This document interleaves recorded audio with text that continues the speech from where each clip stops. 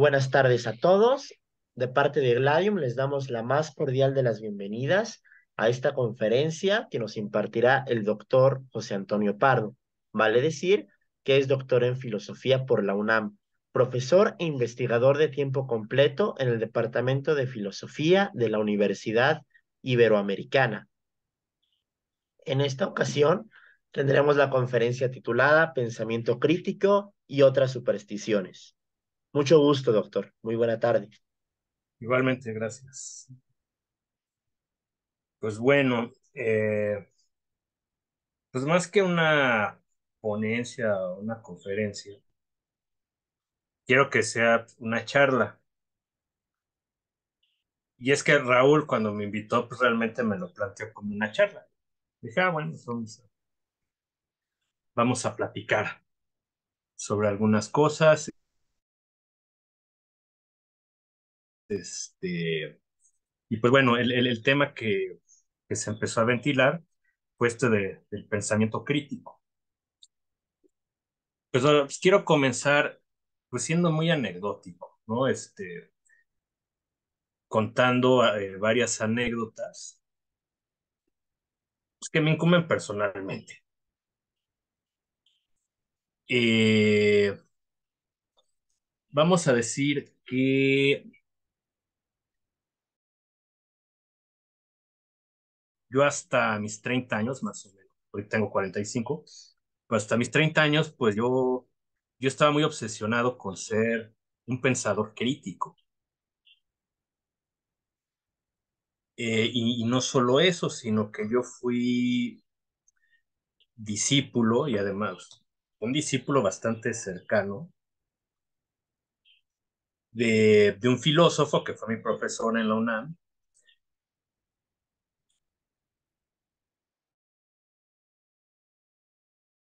que le gustaba identificar su pensamiento esencialmente como el de un pensamiento crítico.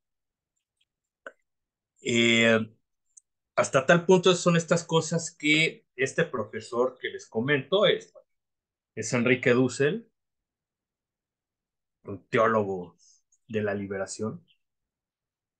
Pues yo me formé con él, ¿no? Ya, digamos, después de 15 años intentando alejarme de la sombra de este personaje, creo que ya más o menos lo he logrado. Ya no me identifican con él, pero sí hubo mucho tiempo donde me asociaban con él, ¿no? Por más que yo me esforzaba que no fuera así, pero bueno. Pero bueno, esos son los pecadillos de juventud. Aunque bueno, yo ya no era tan joven, ¿no? A los 30 años todavía estaba. Yo con estas cosas pues muy cercano en general al pensamiento de izquierda. Pero bueno, una anécdota que me parece interesante y que más o menos va a dar pie a lo que quiero ilustrar enseguida es la siguiente. Cuando yo acabo mi doctorado, fue a los 29 años, pues tuve sí cierta confrontación con Enrique Dussel en mi defensa de tesis. O sea, yo ya entonces empezaba a, vamos a decir, a cuestionar, empezaba yo a criticar algunas cosas de la filosofía de Enrique Dussel. Pero algo que me llamó la atención en este examen profesional es que, o sea, Dussel me objetó que yo no era suficientemente crítico. Y entonces a mí me pareció bastante extraño y de hecho yo le dije, pero, o sea, me estás acusando de no ser crítico por el hecho de que te estoy criticando, ¿no? Entonces ahí me pareció que había algo bastante extraño, ¿no? Y obviamente, yo se lo dije, me parece curioso que, digamos, dentro de los discípulos, quienes son más dóciles a ti, pues no los acusas de esto, de faltarles espíritu crítico, al contrario, pues decía, pero ¿cómo es que a los que son dóciles contigo los exaltas llamándoles alumnos críticos? En cambio, yo que te estoy criticando, me dices que no soy crítico. O sea, ahí como que algo me empezó a quebrar, ¿no? O sea, todas las ideas que iba yo forjando en mi cabeza hasta el momento. Eh, bueno, o sea, es esto que los estoy contando, se los estoy contando de manera muy tranquila. En realidad fue una discusión bastante acalorada. Y fue bastante acalorada en primer porque fue justamente por estas fechas y recuerdo que se hacía un calor terrible. Yo acabé sudando, empapado. O sea, mi camisa blanca quedó transparente del sudor. Estábamos en un saloncito y estaba atestado de gente. Eh, y además, pues sí, o sea, realmente fue una confrontación bastante áspera. Pero al final de cuentas, con todo y esa confrontación áspera, Dussel me pidió que colaborara con él para un libro. El libro está publicado, o sea, si a alguien le interesa. Eh, el libro se llama El pensamiento filosófico latinoamericano. Está publicado en Editorial Siglo XXI. Ahí aparece un articulito mío, que es sobre la historia de la metafísica en Iberoamérica, ¿no? Entonces ahí repaso pues todo o prácticamente todas las discusiones en el tema de metafísica que hubo desde la fundación de las universidades de México, del IME, etcétera, etcétera, hasta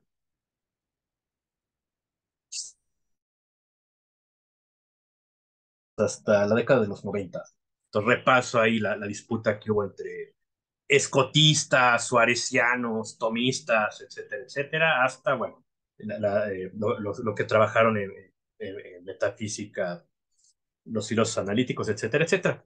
Entregué mi artículo, etcétera, etcétera, se revisó y Dulce me dice, tu artículo está muy bien, pero dice, pero no es suficientemente crítico. Yo, puta, otra vez con...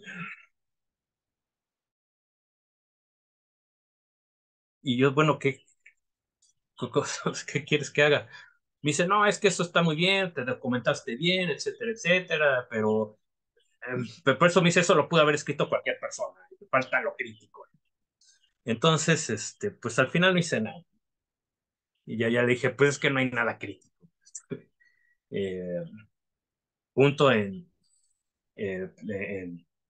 sea, no puede encontrar entre filósofos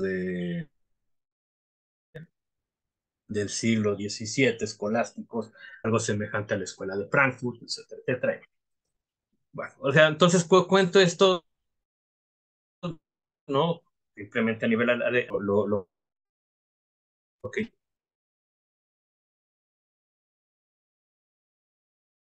yo creo. ¿Y qué es esto? Es que me parece que como motivo, o sea, como estandarte de pensamiento, es profundamente incoherente o, o trivial, ¿no? Digamos, bajo cierta interpretación es trivial. Al final de cuentas, siempre que alguien defiende una postura, pues por default termina por defender una postura que es crítica en relación con las posturas que no son la misma, ¿no? Entonces nadie puede dejar de ser crítico, ¿no? O sea, es imposible no ser crítico. Entonces, en ese sentido, demandar pensamiento crítico es completamente trivial. Eh, pero claro, bajo cierta interpretación, más bien, pues, pues sí, o sea, resulta incoherente, porque entonces ocurre justamente esto que yo estoy señalando en este momento. Quienes se autoidentifican como pensadores críticos no suelen ser muy receptivos a la crítica, ¿no? Pero sin embargo, pues, en principio se tendría que, o sea, ser suficientemente crítico tendría que implicar, entre otra cosa, esta capacidad de criticar las propias posturas.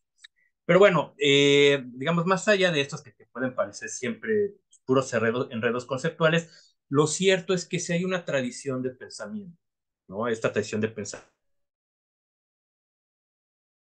pensamiento que se ha autodenominado pensamiento crítico, que en realidad, o sea, termina redefiniendo un poco esto de crítica, pero pero también tiene algunos problemas. En el fondo, ¿no? La naturaleza del pensamiento crítico, de la filosofía crítica, ellos van a decir, no es simplemente criticar, y mucho menos autocriticar, sino es, dicen ellos, es criticar al pensamiento vigente, ¿no? A criticar al pensamiento hegemónico. Pero aquí también, y el gran problema es que por lo menos en el medio universitario, el pensamiento crítico es el pensamiento hegemónico. Eh, entonces estamos en una situación paradójica que es muy parecida a esta que describe Chesterton, ¿no? En su libro sobre, que se llama Ortodoxia, ¿no? Donde dice, dice, yo desafío a alguien que sea más, más audaz, más revolucionario, más disruptor, etcétera, etcétera, pues que un conservador, algo así, ¿no? Algo así plantea Chesterton, obviamente de una manera mucho más brillante que yo, pero bueno, la idea fundamental de Chesterton es esta. Bueno, y esto lo expresaba hace 100 años, ahorita creo que son más notables. Ahorita es aún más notable que en realidad el llamado pensamiento crítico, pues sí es hegemónico, por lo menos en los medios universitarios, y exige mucha docilidad, ¿no? Entonces, cuando de repente aparece una persona que, digamos, que no se ajusta a esto, pues sí, si pasas por ser por alguien demasiado disruptor. Y otra vez, es mi caso. O sea, yo, en realidad yo soy bastante moderado. O sea, no me gusta, digamos, ser demasiado estridente, ni mucho menos. Y de hecho yo sí defiendo la moderación como un valor intelectual. Pero pues aún así, pues yo sí paso dentro del medio universitario como un extremista.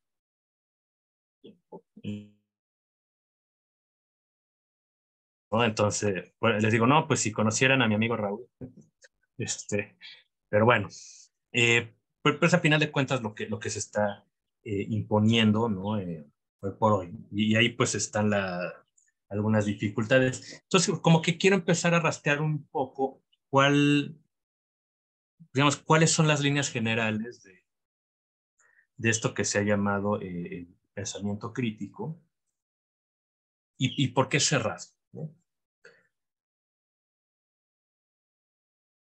Entonces, bueno, ya dije que es un pensamiento hegemónico y entonces eso genera una situación bastante paradójica, ¿no? Digamos, la situación paradójica es entonces que, o sea, digamos, esta idea de que ellos defienden mucho estar, eh, bueno, ahí dice, ¿no? Javi Delfín, ¿no? Decía que el hereje se cree el ortodoxo y a su vez, ¿cómo dice? Chesterton decía que el hereje se cree el ortodoxo y a su vez que a la gente ya no le importa la razón filosófica. Es decir, que aunque no haya pensamiento crítico, quiere que lo dicho sea de las fuerzas. Ah, bueno, claro, dice Raúl, si conocieran al profesor Carrillo, bueno, a mí sí me sorprende. Que creo que aquí varios aquí pues, conocen al profesor Carrillo, ¿no? Carrillo Canán. O sea, para mí, en verdad, es un enigma qué hace para que no lo hayan cancelado, le hayan, no sé. Ah, pero bueno, aunque ya he platicado con él y sí me ha dicho que ya se tiene que empezar a cuidar un poco más. Pero bueno, no, yo soy muchísimo más moderado que el profesor Carrillo Canal. Eh, pero bueno, entonces vamos a entrar un poco más a, a este asunto. Otra cosa, digamos, en realidad no se trata de una cuestión, digamos, muy meramente académica, ¿no? Ese motivo del pensamiento crítico ha penetrado tan hondamente que es imposible no, o sea, no toparse, por ejemplo, con un plan de estudio, digamos, con una expresión ideológica de cualquier institución educativa, incluso a nivel primaria, en donde no aparezca este motivo de formar personas críticas. Y yo tengo ahorita un par de niños y al estar buscando escuelas y demás, pues me topaba con esto, ¿no? Que se vende, en las escuelas se vende mucha historia de aquí formamos personas críticas, lo cual pues, obviamente a mí me prende las antenas y digo, no, pues yo no quiero que mis hijos sean críticos, ¿no? Entonces, pero bueno, pero resulta casi imposible encontrar un lugar donde no te vendan esto, que hay que ser crítico. Yo frecuentemente tengo que tomar ciertos cursos y demás, donde aparece una serie de pedagogas a decirnos cómo es que tenemos que fomentar el espíritu crítico y cómo hay que ser críticos, etcétera, etcétera. Y llegan mis estudiantes también con esta idea de pues, que hay que ser crítico y es que hay que ser crítico y lo repiten como mantra, ¿no? De hay que ser crítico, hay que ser crítico y ya, o sea, parece como una especie de pieza musical de Philip Glass, ¿no? Siempre lo mismo, siempre hay que ser críticos, hay que ser críticos, hay que ser críticos, etcétera, etcétera. Pero lo que han dado que estas personas que insisten, pues, este sonsonete hay que ser crítico, pues creo que son muy dóciles. Y yo les digo, pues tú eres muy crítico, pero eres muy crítico, pero eres muy poco crítico de ti mismo, ¿no?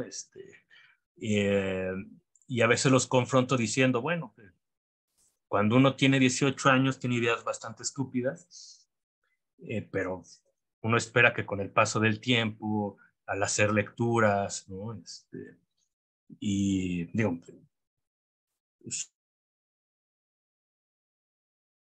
si uno se empieza a habituar a leer a grandes pensadores como Platón, Aristóteles, Cicerón, San Agustín, etcétera, etcétera, uno esperaría que eventualmente se empiece a desprender de estos pensamientos estúpidos y típicos de la adolescencia, pero no ocurre esto, ¿no?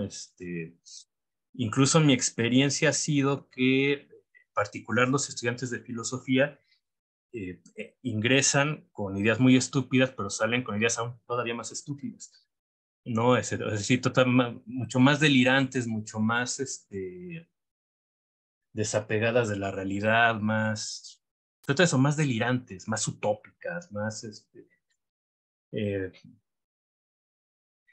más irracionales, ¿no? Pero dicen, no, es que soy crítico, etcétera, etcétera. Pero bueno, pero a mí lo que les suelo decir, pues no me parece que tengas una actitud suficientemente crítica si después de tantos años, de tantas lecturas, etcétera, etcétera, piensas exactamente igual que cuando entraste. Es decir, parece que aquí solamente viniste a reforzar tus prejuicios.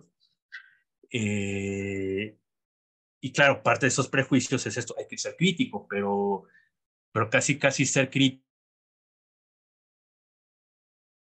es defender posturas que van a hacer enojar a una mítica eh, tía panista, ¿no? Esa es como la imagen de como si todo el mundo tuviera una tía panista que no existe, pero que uno parece si siempre le está combatiendo, ¿no?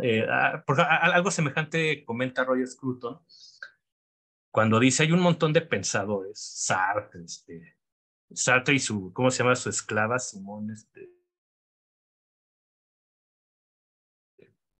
de Beauvoir, ¿no? Su esclava, pues también tienen esta, esta inclinación a inventarse figuras fantásticas, ¿no? De personas resistentes al cambio y no sé qué, etcétera, etcétera, que ellos llaman los burgueses, etcétera, que no existen, solamente existen en su fantasía, pero les gusta estar ahí golpeándolos frecuentemente, ¿no? Pero bueno, entonces ya vamos a dejar un poco las anécdotas y vamos a entrar al punto, ¿no? O sea que me parece que en el fondo de esta idea de que hay que promover el pensamiento crítico, pues hay un montón de fantasías acerca de la naturaleza humana. Y creo que son fantasías que están muy ligadas con este mito del buen salvaje, ¿no? Es este mito rusoniano de que el hombre es bueno por naturaleza y la sociedad lo corrompe.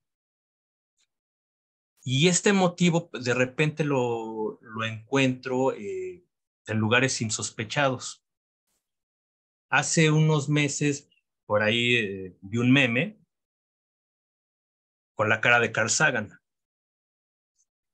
Y Carl Sagan decía algo así, o sea, todos los niños nacen, todos los niños nacen con una increíble eh, inquietud hacia los problemas científicos, porque los niños se la pasan haciendo preguntas. Y dice Carl Sagan, es frecuente que uno encuentre un niño que se haga la pregunta, papá, ¿por qué el cielo es azul? Y el papá le dice Carl Sagan, el papá le dice, cállate, no hagas preguntas tontas. Y dice Carl Sagan, y entonces ese pobre niño que estaba lleno de inquietudes intelectuales, pues queda reprimido y ya no va a ser un científico, sino va a ser un godín. Pero dije, a ver, o sea, y claro, y un montón de likes, y sí, Carl Sagan, wow. Pero es una locura, o sea, a mí me parece completamente inverosímil esto, que un papá le diga a su niño, no hagas preguntas tontas, como que, porque, o sea, probablemente cualquier persona dirá, no, pues no sé, o habrá quien sí sepa y le explique algo de, de la atmósfera o qué sé yo, pero en realidad, o sea, pero esta idea mítica de sí, o sea, es este buen salvaje.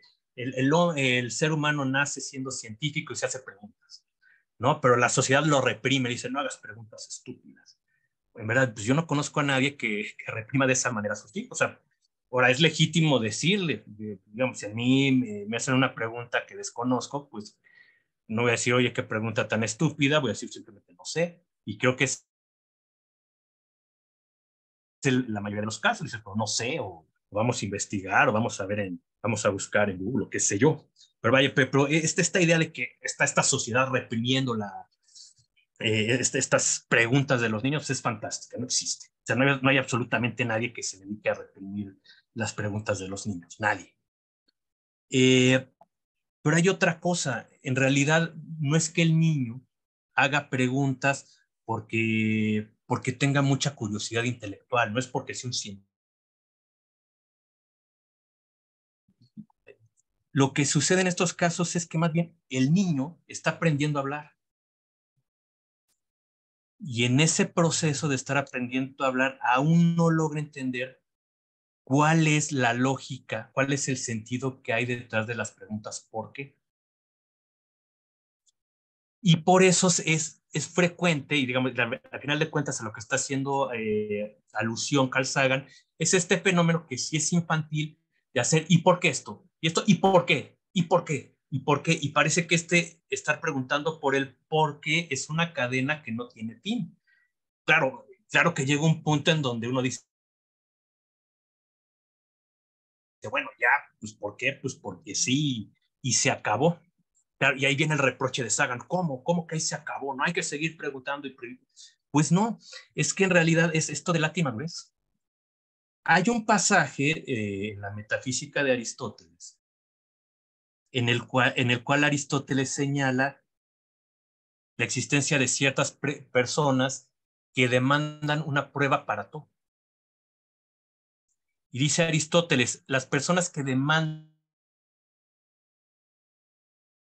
una prueba delatan con eso, dice, carecer de suficiente formación. ¿No? Aristóteles utiliza la expresión en griega apaudeusía, ¿no? De paideia, formación, carecen eso, es decir, alguien que pregunta ¿por qué? ¿Por qué? ¿Por qué? ¿Por qué? No es porque tenga muchas inquietudes, no es porque sea un científico que la sociedad lo vaya a reprimir, es simplemente alguien que no ha entendido la lógica de las preguntas. O sea, es alguien que no ha entendido que hay ciertas preguntas que simplemente no tiene sentido que sean planteadas. Entonces, o sea, no es verdad esto que dice Carl Sagan. Lo que ocurre es, los niños preguntan y preguntan y preguntan porque todavía no entienden la lógica de las preguntas, ¿no? Entonces, alguien que demanda una prueba de todo es alguien que no ha logrado entender cuál es la naturaleza de una prueba lógica. O sea, ese es el punto de Aristóteles. El punto de Aristóteles es si alguien logra entender cómo funciona o en qué consiste el proceso de justificación lógica, sabe que no se puede demandar una prueba de todo. Hay ciertas proposiciones que se tienen que dar por sentadas. Ajá. Entonces, pero bueno, pero esta idea, pero al final de cuentas ahí se empiezan a mezclar un montón de ideas. La más fuerte de ellas es esta del buen salvaje, ¿no? Y la sociedad que lo corrompe. Entonces, a partir de esto, las instituciones educativas se empiezan a orientar más a, digamos, a esa idea de que, pues vaya, no tendríamos que reprimir ese buen espíritu del buen salvaje, sino al contrario, lo que la función de las instituciones de formación es más bien prohijar todo esto. Y entonces también entonces se empieza a mezclar también con esta, digamos, esta lógica de estar demandando siempre por qué, por qué, por qué. Digamos, también está enlazada a cuestiones prácticas, ¿no? Es decir, no es solamente por qué el cielo es azul o por qué cosas así, sino es la pregunta de el papá o los padres imponen ciertas reglas y el niño pregunta por qué. Ajá. Pero en este caso también, en último término, la respuesta adecuada pues es porque sí, se acabó. No tienes por qué estar discutiendo eso. Es decir, a final de cuentas es un poco irracional tener que estar dando razones de todo, ¿no? Y en este caso estar dando razones de ciertas restricciones y sobre todo ciertas prohibiciones. Pero eso se interpreta como una represión infundada, etcétera, etcétera. Y entonces viene todo este proceso no, hay que prohijar esto, hay que prohijar que los estudiantes se cuestionen todo.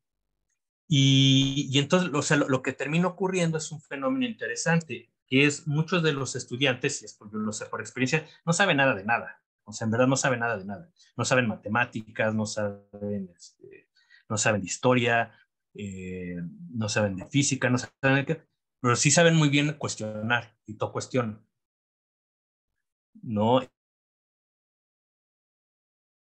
Y de repente la gente pues dice, ¿cómo es posible o sea, que cómo es posible? O sea, que no les dieron clases de física, ¿por qué son terraplanistas? Si, que no llevaron clases de física, pues claro, llevaron clases de física, pero al final de cuentas están ejerciendo esta facultad crítica al decir, no, yo ¿por qué voy a creer lo que me está enseñando un libro de texto? O sea, ¿por qué voy a creer lo que me está diciendo un profesor? ¿Por qué voy a creer los resultados de un procedimiento científico?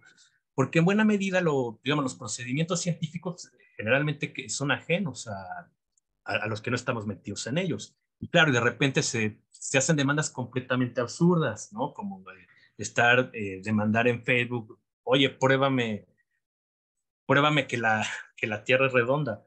Sí, a ver, yo cómo te lo voy a probar. O sea, yo personalmente no tengo ninguna habilidad para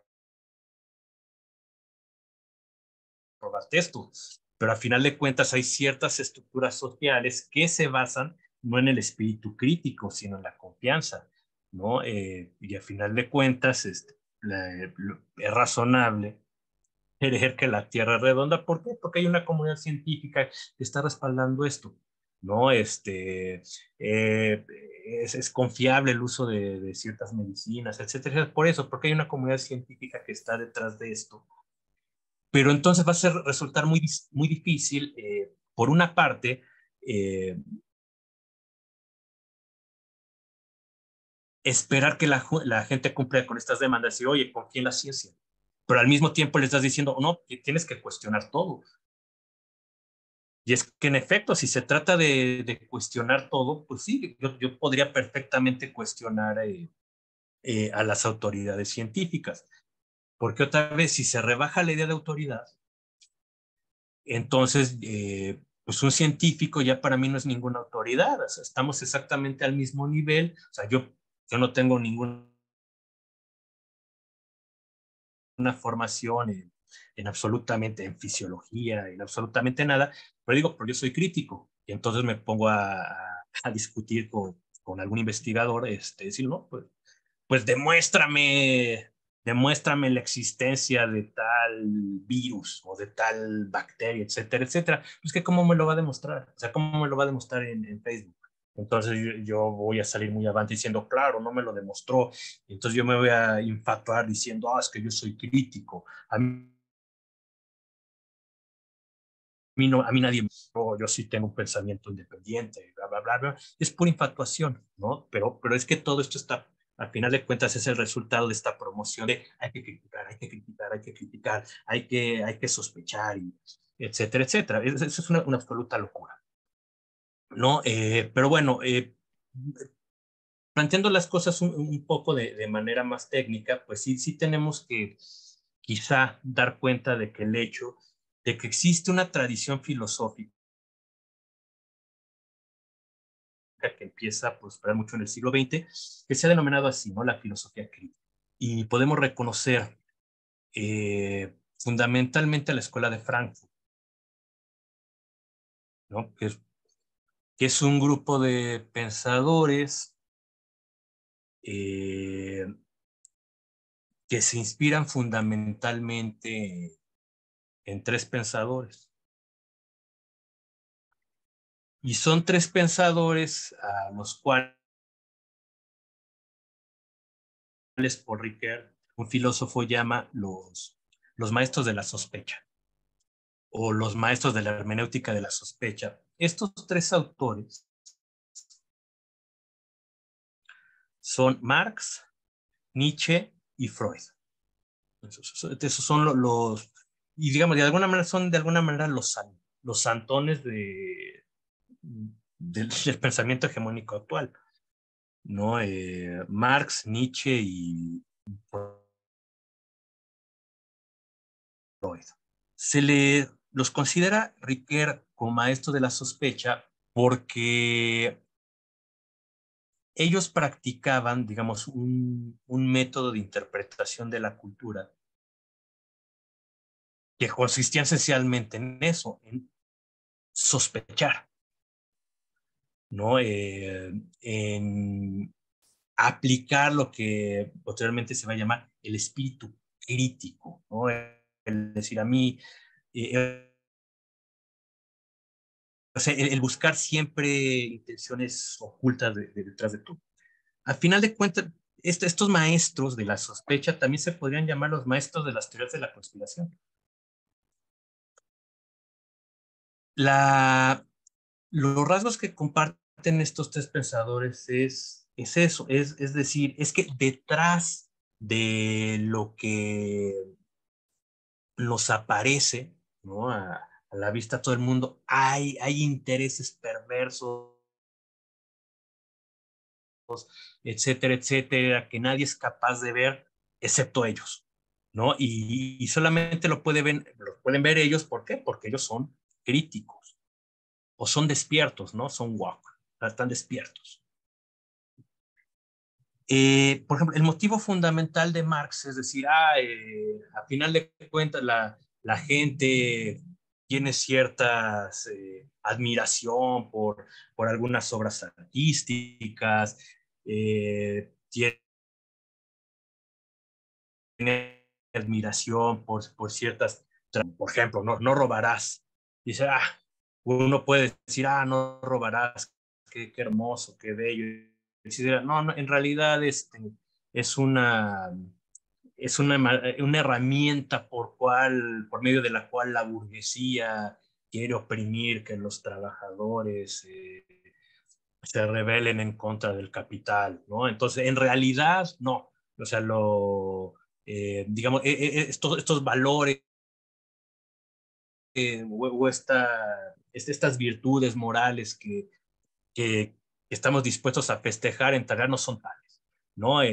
O sea, las virtudes tradicionales simplemente son herramientas de la clase en el poder para oprimir, ¿no? Entonces, por ejemplo, una virtud como la prudencia. Dice, no, la prudencia se exalta mucho, pero en realidad la prudencia en realidad es simplemente una herramienta que utiliza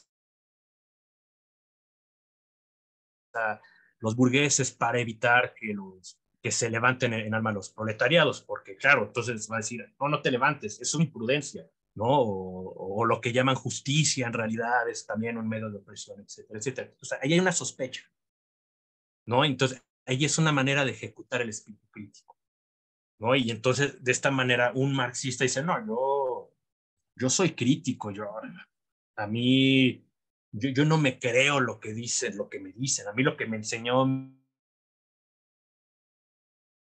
mi tía panista no me la creo. No, a mí me enseñaron a hacer tal, no, yo no me lo creo, yo no soy tonto, yo sé que eso es una cosa de la burguesía, etcétera, etcétera, para oprimirme. Ahora, este mismo motivo también aparece con Nietzsche, pero Nietzsche no habla en otros términos, no son los burgueses intentando reprimir a los, a los proletarios, etcétera, etcétera. Me dice, no, en realidad tiene un libro Nietzsche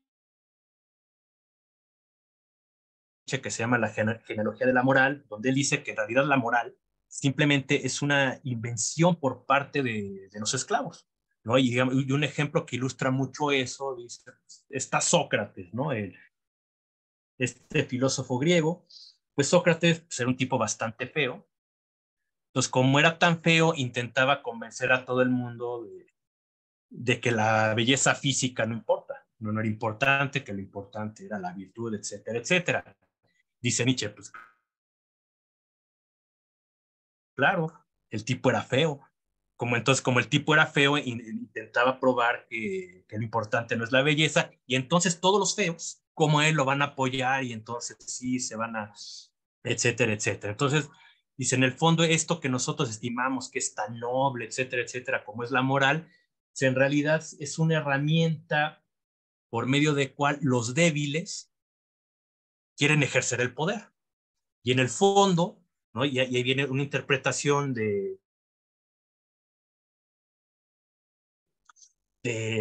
casi de la historia del género humano y de las instituciones humanas, que luego va a retomar alguien como Foucault, que va a decir, es que en realidad toda la historia es la lucha de personas que están obsesionadas con el poder, ¿no? Y entonces un Foucaultiano, quizá en este momento me estaría diciendo, oye tú, eh, eh, José Antonio, estás hablando y estás echando miles de choros, etcétera, etcétera, y la gente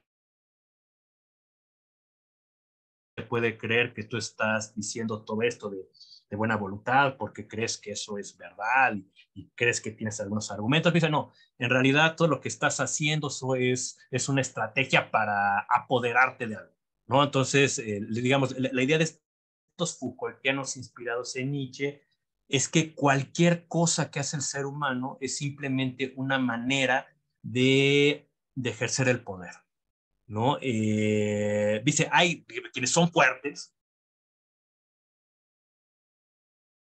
ejercen el poder de manera franca y no tienen que dar vueltas al asunto porque son fuertes, pero los débiles, resentidos, etcétera, etcétera, entonces empiezan a inventar discursos y le empiezan a dar mil vueltas al asunto, pero en el fondo se trata de lo mismo, son luchas de poder y todo es lucha de poder. Y incluso el gesto que uno puede considerar más generoso no es tal. Entonces ahí está otra vez el espíritu crítico. Alguien lleva a cabo una acción generosa, inmediatamente no es generoso, yo soy crítico y una voluntad de poder. Y, y bueno, y Freud, pues, tiene una idea semejante, pero digamos, todo lo de Freud sería como, digamos, detrás de cualquier acción humana, pues hay un deseo sexual, ¿no? O sea, entonces, esos son los métodos de la sospecha, y digamos, y ese es su motivo fundamental, ¿no? Eh, que detrás de todo hay, sobre todo, es poder. Y quizá esta idea de poder es la que más ha prosperado hoy en día. Eso es un fenómeno también que resulta muy significativo, y uno si lo puede empezar a sondear entre personas jóvenes, tienen una obsesión muy curiosa con el poder, ¿no? Que se delaten ciertas expresiones. O sea, es frecuente que, por ejemplo, y eso es, digamos, en particular en grupos feministas, eh, cuando alguien expone una tesis, lee una ponencia, etcétera, etcétera, se acostumbra mucho, digamos, no el cumplido general, ¿no? O sea, como el cumplido casi de cajones. ¡Ay, qué interesante plática! ¡Ay, qué brillante! O qué innovadora, qué creativa es! ¿No? Como son los cumplidos de cajón. Ahorita está muy de moda cuando alguien expone a alguien decirle, oye, tu ponencia fue muy potente.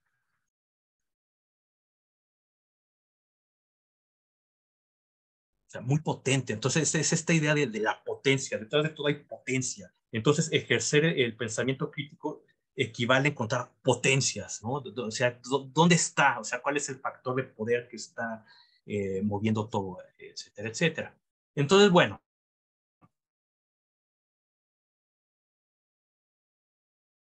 entonces esto, digamos, crítico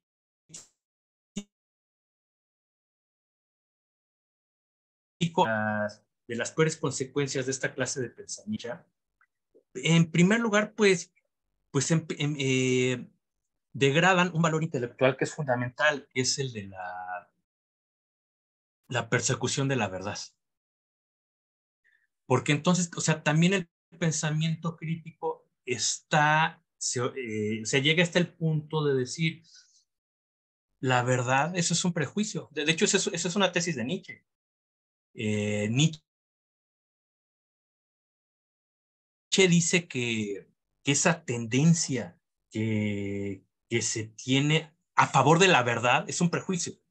O sea, esto suena una absoluta locura. O sea, uno encuentra perfectamente natural que uno se tiene que adherir a, a las opiniones verdaderas, ¿no? Y no parece que eso sea ni siquiera susceptible de ser discutido.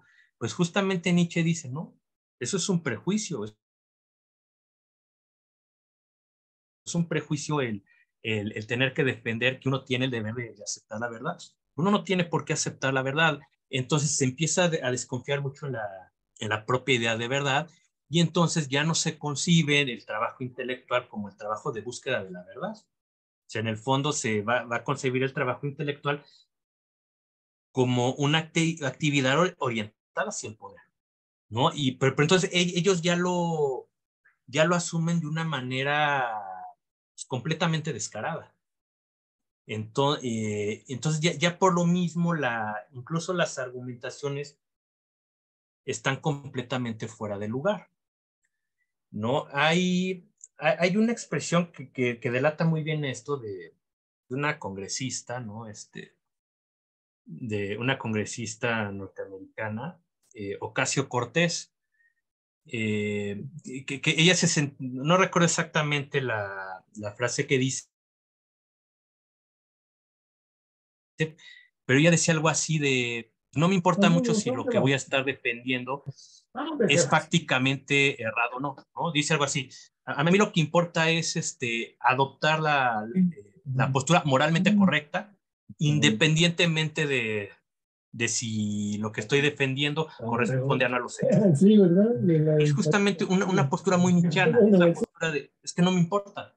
O sea, si yo lo que voy a defender es cierto o no, es que no me importa en absoluto. porque a final de cuentas lo importante es que yo soy buena persona y etcétera, etcétera. Bueno, entonces aquí a final de cuentas se está degradando la idea de verdad. Y a propósito de eso, es que también hay un motivo que aparece en la filosofía crítica de Enrique Dussel, ¿no? Digamos que comienzo con él, pero él tenía también la idea de que la actitud teórica, ¿no? Es decir, esta actitud teórica de búsqueda de la verdad, tendría que estar siempre subordinada a la adopción de una opción moral. Entonces yo alguna vez sí le hice la objeción, le dije, oye, es que tú parece que todo lo que estás escribiendo en realidad es como una especie de proceso de racionalización de una postura que tú ya adoptaste previamente. Y en el fondo le digo, a ver, tú ya adoptaste desde el principio la postura a favor del subcomandante Marcos y del STLN. Entonces, o sea, tú ya, o sea, no hay manera de que yo te pueda convencer de que esta postura favorable al subcomandante Marcos pueda ser refutada, no hay manera. Entonces, y todo lo que estás haciendo es recabar un montón de datos, razonamientos, etcétera, etcétera, simplemente para reforzar esta postura que tú ya adoptaste de antemano sin ningún razonamiento de por medio. Por él me, o sea, yo esperaba que se defendiera diciendo, no, no es así, no sé qué, pero me dijo, sí, esto es verdad. Claro, me dijo, es que Levinas, etcétera, etcétera, dice que la ética está antes de la ontología, etcétera, etcétera. Pero en el fondo la idea es esta. La idea es que este, esta, esta virtud intelectual, que es la búsqueda de la verdad, debe estar subordinada a, a ciertos, digamos, a clase social, a favor de cierto personaje, etcétera, etcétera. Bueno, es que eso entonces termina minando por completo la esencia de la actividad intelectual y entonces nos topamos con estos fenómenos que son frecuentes hoy en día en la academia,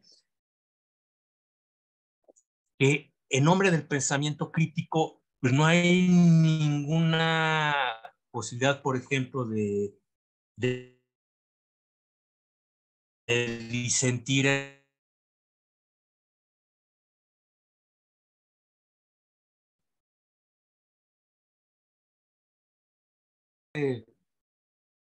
un mes, algo así, tuve que tomar una especie de cursito, así tipo como le hicieron tomar a Jordan Peterson. Tengo ahí ya mi diploma de que aprobé, además aprobé con 10. Pero bueno, hay cierta clase de preguntas que obviamente tendrían que ser susceptibles de discusión, de evaluación crítica, y que sin embargo son completamente inmunes. Entonces, o sea, ya está claro que hay 800 sexos, etcétera, etcétera, y no hay ninguna posibilidad de discutir eso. Y entonces eso ya se impone de una manera completamente unilateral, pero además bajo esta especie de que esto es pensamiento crítico y como es pensamiento crítico es completamente inviable. Pero bueno, eso a final de cuentas sí creo que está viciando por completo lo que tendría que ser la esencia, digamos, de la investigación intelectual, ¿no? Entonces, bueno, o sea, como que quiero concluir un poco, es que el espíritu crítico no es una virtud intelectual.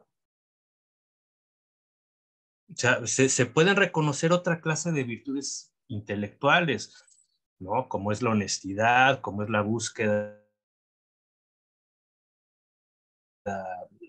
de la verdad, está dispuesto a reconocer el mejor argumento, aunque ese mejor argumento sea en contra de una postura eh, adoptada por uno, etcétera, etcétera. Pero en realidad el espíritu crítico termina minando todas estos verdaderos valores intelectuales. Y como queda sepultado siempre la cuestión fundamental, sobre todo cuando se está discutiendo una tesis. En el fondo es irrelevante, o sea, y no tendría ningún sentido, por ejemplo, estar formando estudiantes críticos, porque insisto, las consecuencias son estas. Si el estudiante es crítico, entonces no habría por qué a sus profesores de física y crea en el terraplanismo. Como les digo, está ejerciendo el espíritu crítico. No habría ningún motivo para reprocharles que adopten cualquier teoría de la conspiración, porque al final de cuentas están adoptando el espíritu crítico. Creo que lo que se debe infundir no es espíritu crítico, lo que se tiene que infundir es simplemente amor a la verdad. Y es que es irrelevante si la verdad que se va a encontrar es irrelevante si es original, es irrelevante si es crítica, etcétera, etcétera, ¿no? Pero también por otra parte el espíritu crítico, o sea, no solamente tiene consecuencias deleterias en términos de instituciones académicas, sino en términos de instituciones sociales. La sociedad se funda fundamentalmente en la confianza. Obviamente en la confianza en las instituciones, en la confianza que le tenemos a nuestros vecinos, etcétera, etcétera. Y en la medida en que se empieza a desquebrajar esta confianza en el vecino, pues obviamente, o sea, la consecuencia inmediata es que todos se encarecen. No, pero bueno, pero ya la consecuencia última es que la sociedad se deshace. Entonces, y otra vez estamos con este fenómeno, hay mucha gente espantada, dices que ya los jóvenes no le tienen confianza a las instituciones. Es que, pero ¿cómo es, o sea, cómo le van a tener confianza a las instituciones? Bueno, si no le tienen confianza al vecino, pero si es que desde niños se están infundiendo esta idea de que hay que ser crítico, o sea, que hay que desconfiar. Entonces, bueno, en definitiva, yo creo que mi conclusión sería que, digamos, una causa importante sería retomar más bien esta idea de confianza, ¿no? Y infundir en los niños, en jóvenes adolescentes, más bien la confianza, ¿no? Y,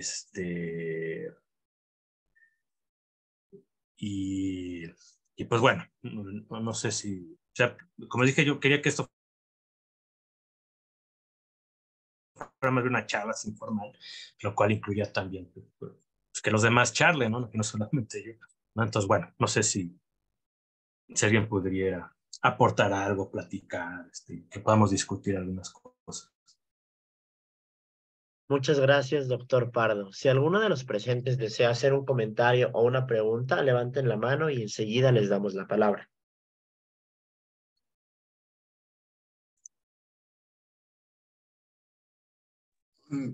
Bueno, yo quisiera comentar. Adelante, Ricardo.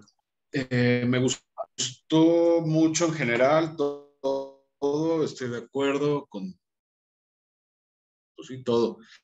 Me gustó la frase de la moderación es un valor intelectual y moral, ¿no? Agregaría, porque son los mismos, ¿no? Finalmente.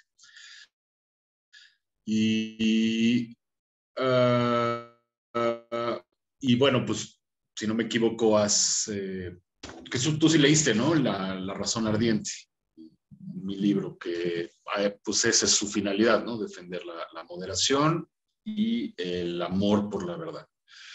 Entonces, pues por eso vino perfecto todo lo que dijiste. Lo único que me queda, bueno, también tú mismo lo dijiste, no se puede escapar al pensamiento crítico, ¿no? Entonces, o sea, a cierta forma u otra del pensamiento crítico. Y a la vez no se puede escapar de la confianza. Tampoco se puede vivir sin confianza. Y el más escéptico del mundo, pues tiene confianza en un montón de cosas y no se da cuenta. Entonces, lo único que a lo mejor matizaría un poco es que en vez de acabar con el pensamiento crítico, hay que acabar con ese concepto equivocado de pensamiento crítico, que en realidad es una falta de pensamiento crítico y un exceso de confianza en estupideces. Por lo mismo, ¿no?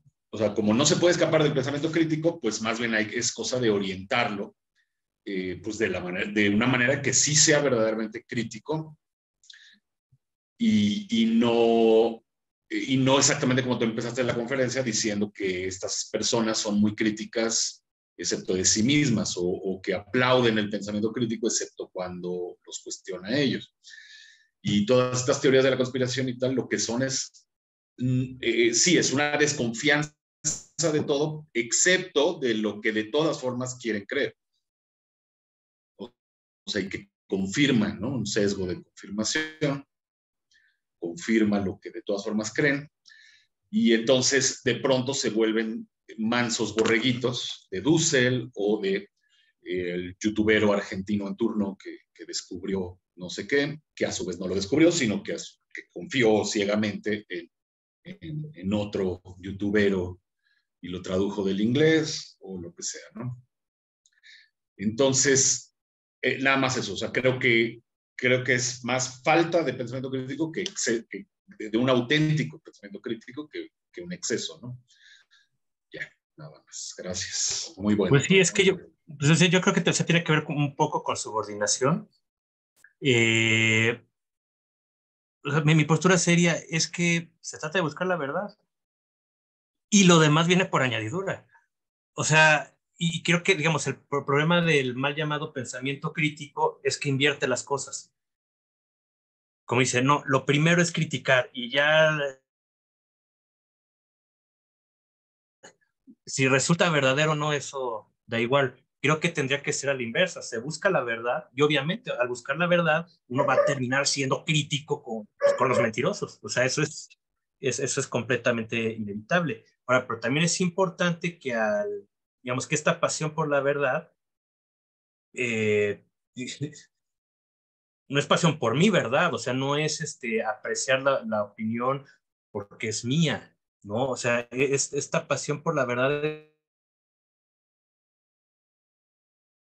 también tiene que conducir siempre a la inclinación a aceptar que uno está en el error. Es decir, también, o sea, tiene que ver con evitar la infatuación, porque esto también es algo muy típico como del pensamiento llamado crítico. La soberbia, es la soberbia intelectual. Entonces yo creo que la humildad intelectual es también, digamos, un valor importante y que está ligado a la idea de búsqueda de la verdad.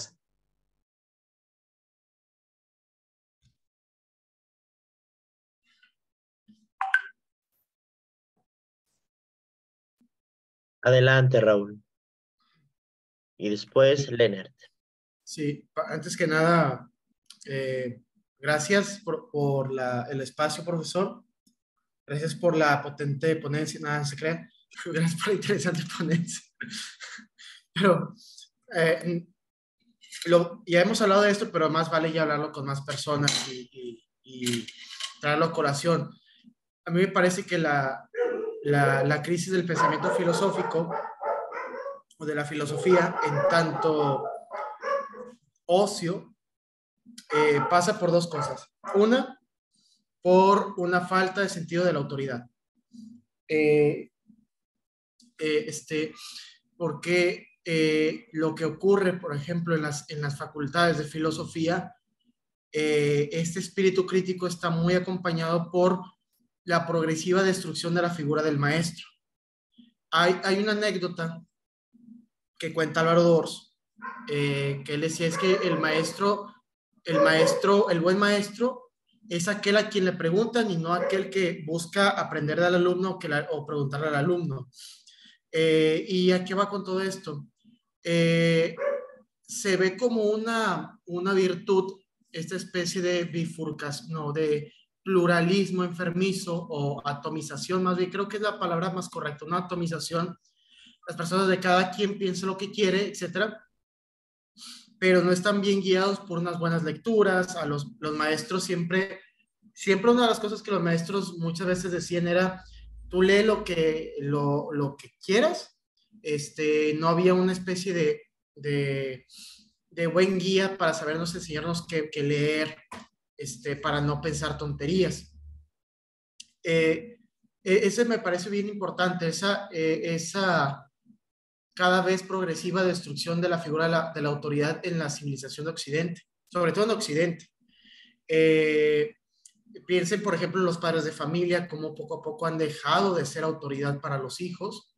Los hijos son una especie de rebeldía.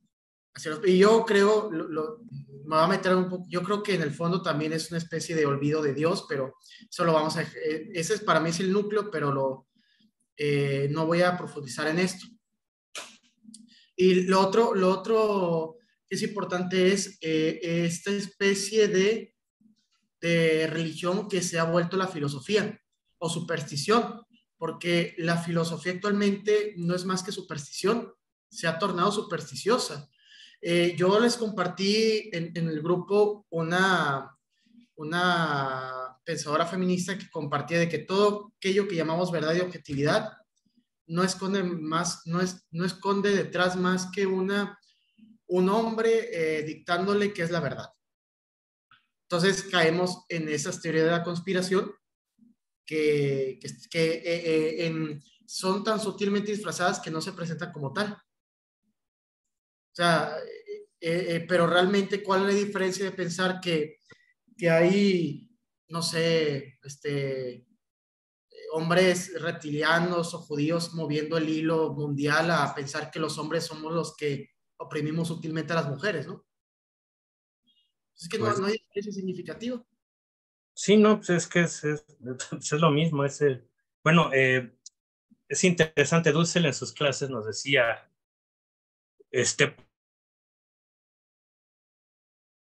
prendan el sospechómetro. Entonces, pues sí, entonces, claro, se llega a estos extremos de decir, no, es esto que llamamos objetividad, pues es eso, o sea, es justamente esta tesis que estoy diciendo, o que comenté hace un momento, todo es poder, todo es lucha de poder. Entonces dicen, no, en realidad, no, digamos, esta feminista que estás mencionando, pues ya, o sea, ya se descara y dice, pues sí, en efecto no nos interesa buscar la verdad, al final de cuentas, todo es una búsqueda de poder. Y resulta que los poderosos fueron unos y ahora toca el momento de otros, pero se trata de eso, o sea, la causa no, en verdad no tiene otra dirección más que eso, la de ejercer el poder, ¿no? Y entonces por eso vienen todos estos motivos de que lo que llamamos criterios de objetividad en realidad son criterios patriarcales o heteronormativos. Ahorita anda en boga, nada más antes de darle la palabra, anda en boga esta idea entre las feministas de que la ciencia es de hombres y la magia de mujeres. Y andan todos ahí las chicas reviviendo supuestos ritos mágicos y cosas así. Y como que, oye, pues no ves que bien funciona el Pepto-Bismol y no ese bebraje que te estás haciendo. O sea, sí siguen absurdos tremendos en nombre, digamos, de una justicia, de la lucha del bien también. Eso también hay que señalar eso, que también se hace en nombre del bien. Sí, claro, y bueno, sí me topo con esto que dices entonces ya empieza o sea, claro, digamos, la magia y las pócimas mágicas y estas cosas ya se empiezan a reivindicar, como que dicen, no, pues es que el Pepto-Bismol, eso es patriarcal, ¿no? En cambio, las mujeres, no hacían Pepto-Bismol sin brebajes ahí de no sé qué. Y sí, o sea, y sí es verdad que o sea, no, creo que no estás exagerando, en serio. Yo sí me he topado con esto. O sea, personas en carne y hueso que en efecto, que deciden por no tomarse un antibiótico y mejor irse con... Bueno, pues yo he visto, o sea, incluso, o sea, en verdad he visto, pero digamos, de este mundo así loco terapias alternativas y demás, pues sí he encontrado por ahí de, no sé, gastroenterólogas con perspectiva de género o cosas así, pero en verdad no tengo idea de qué será eso, pero pues me imagino que por ahí irán las cosas, ¿no? Lo curioso es Adelante. que estarían confirmando, o sea, si, o sea, ellas acusan a la cultura patriarcal de acusar a las mujeres, pues de ser más propensas al chisme, a lo falso, a este tipo de cosas, y ellas están como confirmando que sí hacen eso. O sea, sin decir yo qué es lo que hacen, pero ellas mismas, ya, perdón, no me tocaba, pero no puedo. Adelante, Leonard. No, pero es que es cierto, o sea, los hombres y las mujeres somos diferentes, entonces obviamente vamos a pensar y actuar de formas diferentes. Y al final van a caer en esas cosas, ¿no? Por el solo hecho de ser mujeres. Pero bueno, quería preguntar una cosita. Em, ¿Qué relación hay con esta cuestión del pensamiento crítico y, y los sociólogos? O si hay alguna relación con la sociología, porque me ponía, o sea, yo hacía o comparaba un poco con lo que es el derecho actualmente, y el derecho actualmente es una cosa casi sociológica y no una cosa jurídica, ¿no? Igual con la filosofía, creo, no sé hasta qué punto parece que hay esa semejanza, ¿no? De tener una perspectiva o una mirada por la que todos los pensamientos valen iguales, en cierto sentido, ¿no?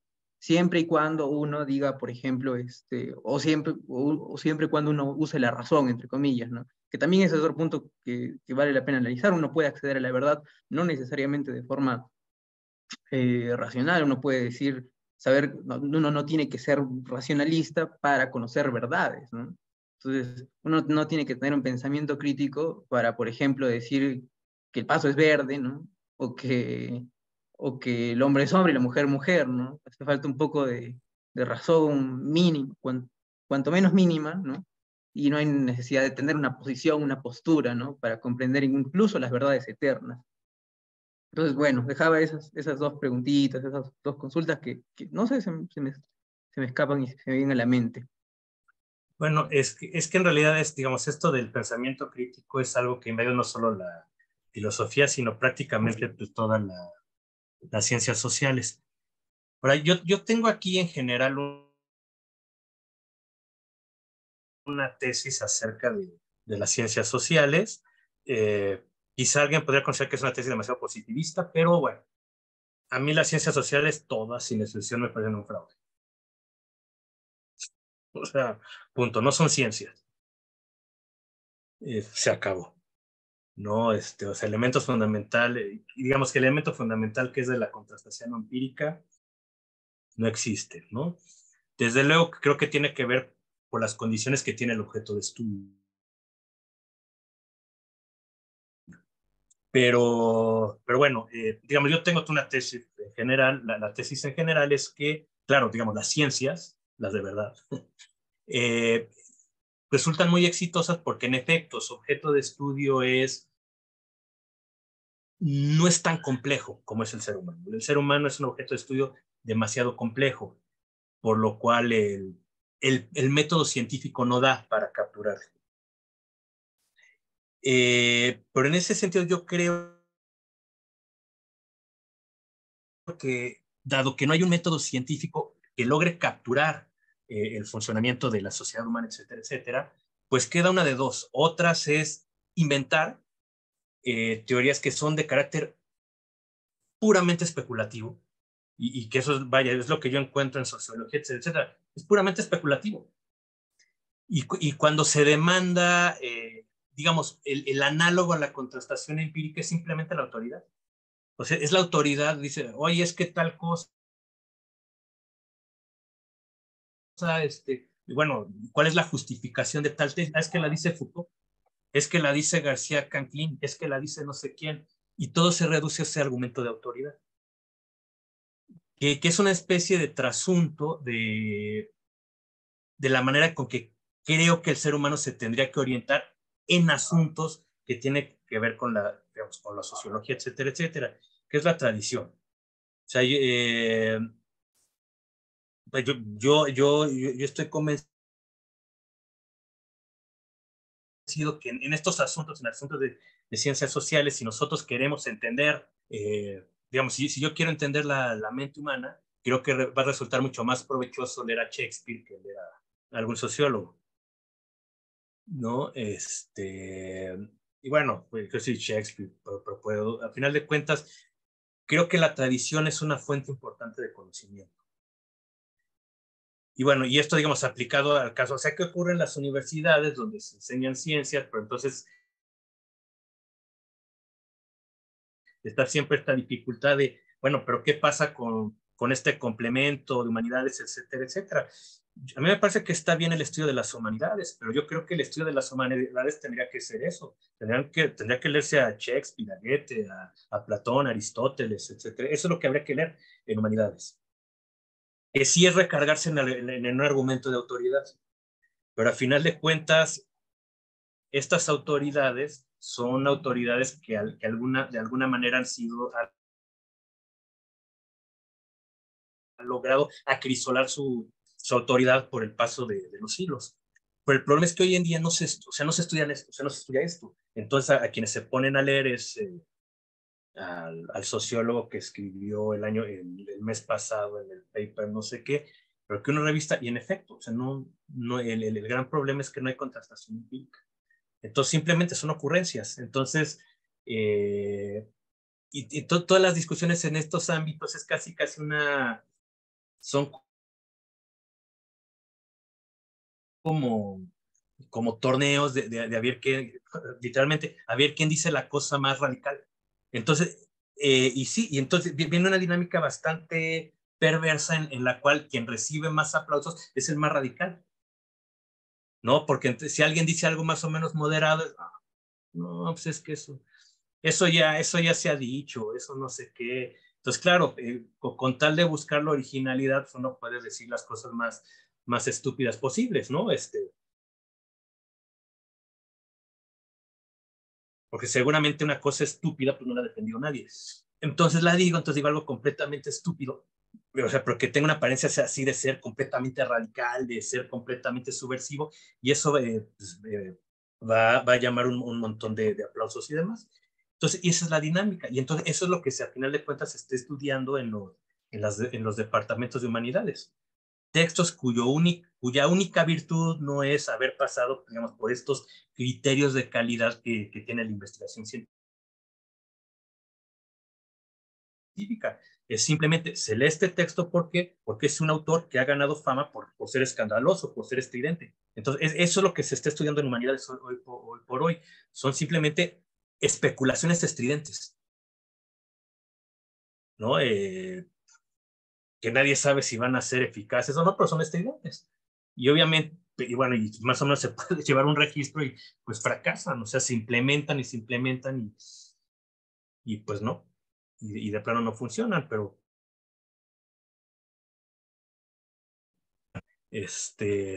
digamos, entonces, o sea, creo que sí se habría volver en vez de tantas ciencias sociales al estudio de las humanidades, pero en el sentido clásico del término. Humanidades es estudiar a los clásicos, ¿no? Gracias, doctor. Adelante, Salvador, y después Silvia. Muy bien. Bueno, buenas noches a todos. Un placer conocerlos. Primera vez que estoy aquí en este espacio de Gladium. Muchas gracias al profesor José Antonio. Bueno, en primer lugar, me gustaría decir que me gustó mucho porque conecté muchas experiencias. El tema de que todo esto, de alguna forma, está en el plano personal, ¿no? La cuestión de la confianza, la cuestión de la humildad, que, eh, bueno, en mi universidad, que es la Universidad Central de Venezuela, yo estudio historia, ¿no? Y, y bueno, recuerdo que siempre nosotros en los primeros semestres nos decían que, bueno, en los primeros trabajos nos decían que, pues bueno, que había que tener un pensamiento crítico, que había que ser crítico, que había que leer a tal autor, eh, y bueno, sacar de ahí algo de lo que nosotros podríamos debatir, ¿no? O destruirle al propio autor para construir algo nuevo.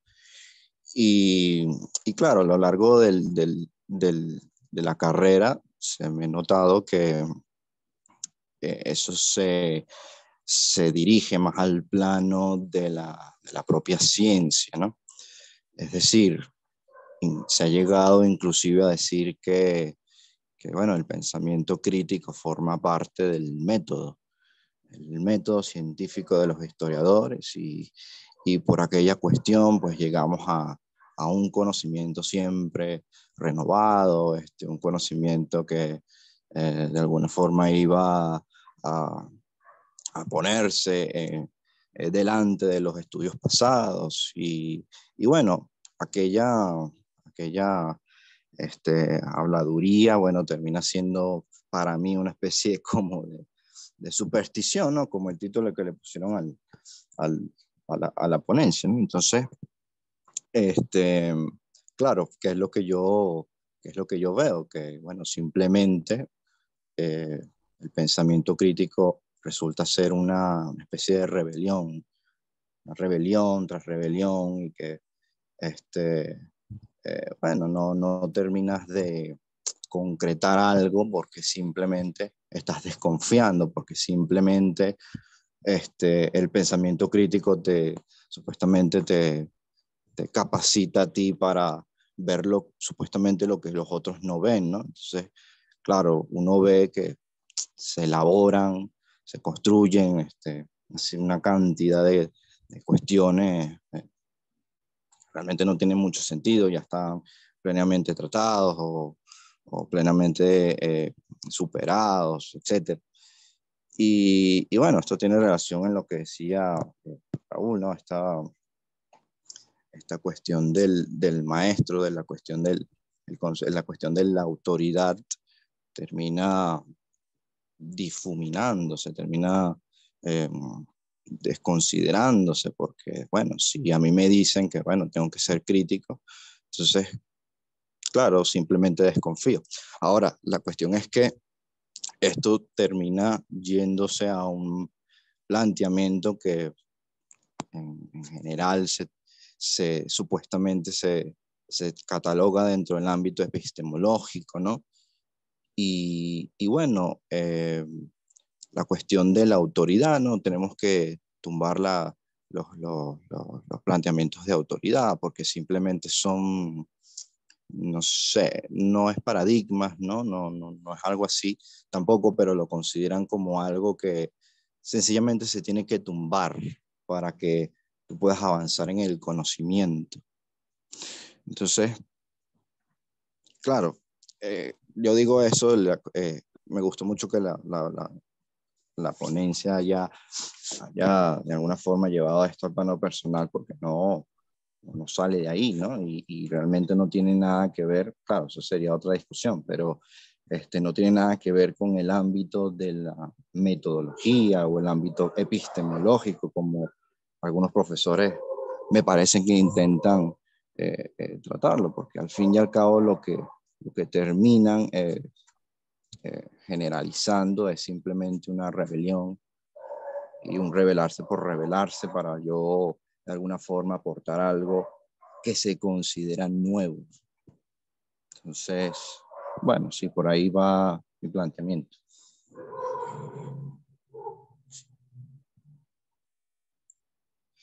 Sí, mira, o sea, ahorita tú tocaste un tema que creo que es importante y digamos, y que está asociado con esto de la ciencia.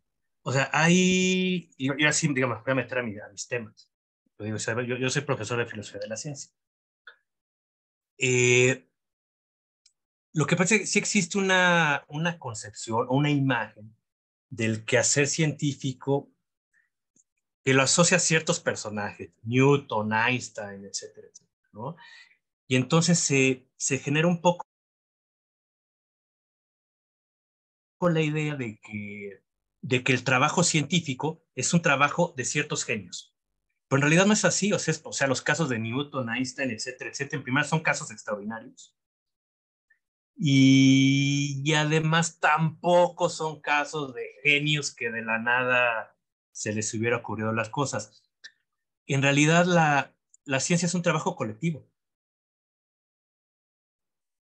Ajá, la ciencia es un trabajo que exige la división de labores, ¿no? Y para que funcione un sistema de división de labores es fundamental la confianza. Ajá, es decir, o sea, no fue solamente Einstein quien solito en su cabeza no, o sea, Einstein tuvo que confiar en su profesor de matemáticas, Minkowski, para que le formalizara todo eso, tuvo que confiar en otras personas, etcétera. Es decir, lo que quiero decir es que el trabajo científico es fundamentalmente un trabajo colectivo. O sea, no es el trabajo, o sea, esto que dices, es que se dice que la ciencia depende del espíritu crítico. A ver, entre comillas, el trabajo científico de verdad no es un individuo aislado que dice, vamos a criticar todo lo que me han dicho y voy a inventar de la nada una nueva teoría, sino no, o sea, es un científico se monta en el trabajo que han hecho sus antecesores y además va a confiar con el trabajo que están haciendo sus colegas, ¿no? Por eso también muchas veces muchas discusiones del Facebook dicen, oye, es que demuéstrame tal cosa. A ver, es que así no funciona la ciencia, ¿no? A final de cuentas, la ciencia es, oye, yo me dedico a esto, entonces yo le pido a un colega que me haga la espectrografía de no sé qué, él me da el resultado, yo lo interpreto, yo voy con alguien más, el matemático me lo modela, etcétera. O sea, no, insisto, no es un trabajo individual. La ciencia es una actividad colegiada, colectiva, ¿no? De donde hay división de labores y para eso es fundamental la confianza. O sea, si no hay confianza, si no hay espíritu de confianza, si lo que hay es el espíritu crítico, entonces, pues yo no voy a confiar en el resultado de mi colega, yo no voy a confiar en las fotos del Hubble, porque decir, no, ¿por qué voy a confiar en las fotos de Hubble? A lo mejor me las están dibujando o es un montaje, etcétera, ¿no? Pero bueno, o sea, creo que eso es muy importante subrayarlo, ¿no? Que la ciencia es siempre un trabajo colectivo, ¿no? Y que demanda confianza. Profe, y una cosa, ¿y qué diría usted acerca de la historia? Porque ya dijo una cosa que lo hubieran linchado literalmente en la Universidad Central. O sea, las ciencias sociales no son ciencias. O sea, eso es principio, bueno, eso es cosa para lincharlo aquí. Pues, Y bueno, yo definiría, claro, yo debato, no tengo muchos conocimientos, pero hasta ahora como yo lo concibo, bueno, la historia, bueno, es una unidad de conocimiento que sencillamente es susceptible de incorporar procedimientos científicos, sea desde la psicología, desde la etnología, desde la estadística, etcétera. Pero sí, bueno, aquí en el caso de la historia, tiene una peculiar historia. El historiador no ofrece teorías, ¿no? Obviamente se tiene que documentar, etcétera, y si hay un proceso de contrastación empírica en los documentos, y etcétera. Pero aquí la clave, un historiador no ofrece teorías. O sea, no hay una teoría acerca de un acontecimiento histórico. O sea, más bien el historiador reconstruye ciertos eventos históricos, claro, con un proceso de contrastación. Claro, la contrastación empírica no puede ser directa, pero entonces se apoya en testimonios, documentos, etcétera, ¿no? Y en ese sentido, yo creo que el oficio de historiador es perfectamente legítimo, ¿no? Entonces, o sea, digamos, entonces yo no lo metería, digamos, en el campo de las pseudociencias, como en cambio sí meto, por ejemplo, la sociología. ¿Por qué? Porque la sociología sí, o sea, sí tiene esa pretensión de presentar teorías, cosa que no hace digamos, el oficio de historiador no es ese, no es presentar teorías. Pero sí podríamos decir que aplica el mismo principio de que tú tienes que considerar los precedentes, ¿no? Los estudios Claro, que te claro, preceden, ¿no? claro. De alguna Sí, sí, sí. forma no tienes manera de articular nada, ¿no? Sí, Entonces, bueno, claro, claro, digamos, yo en ese sentido, pues sí. Bueno, ahí donde yo trabajo hay un departamento de historia que es conocido por profesar una suerte de escepticismo historiográfico. No, es una postura que yo definitivamente no comparto.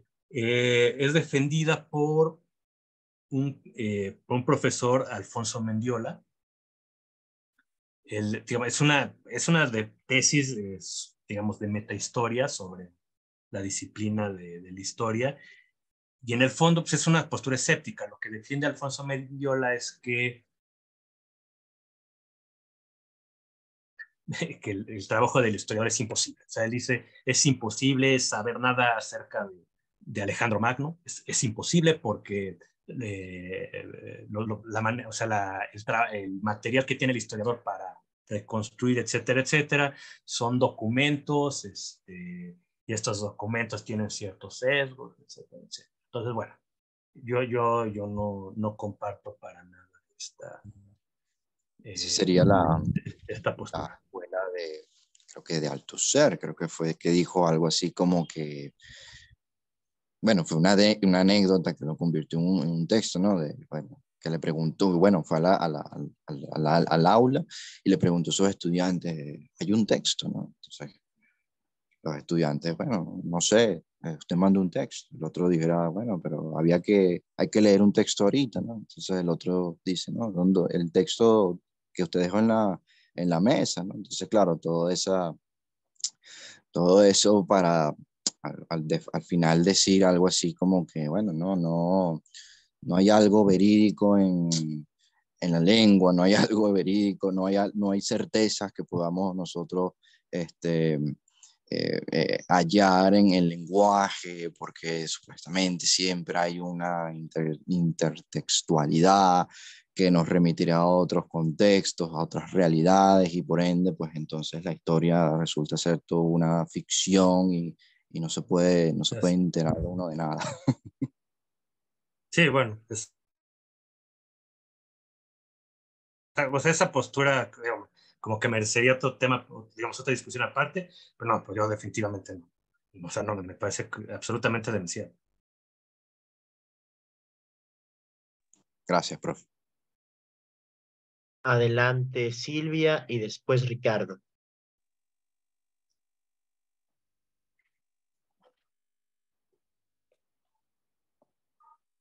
Buenas noches. Siempre es un placer escucharte, José Antonio, y me da mucho gusto también saludarlo a todos los demás.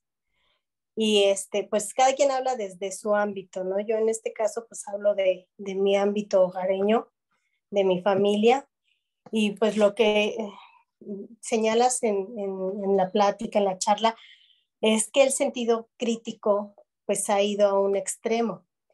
Pero yo creo que en este sentido crítico que existe, como decía Ricardo, se ha tergiversado, porque sí debemos de tener ese sentido. Y yo les he platicado alguna anécdota cuando yo era muy niña.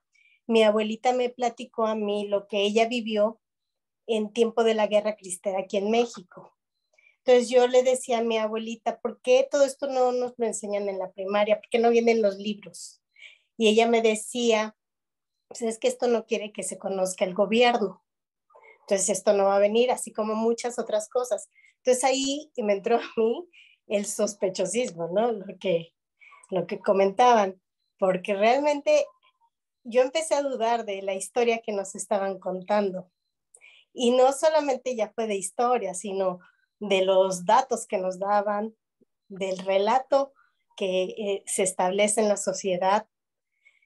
Y ya fue como una cascada ahí, porque realmente aquí en la sociedad y en este momento que estamos viviendo, hay tanta información, hay tantos autores, hay tanto pensamiento, pues que esto se vuelve un mar que no se puede navegar.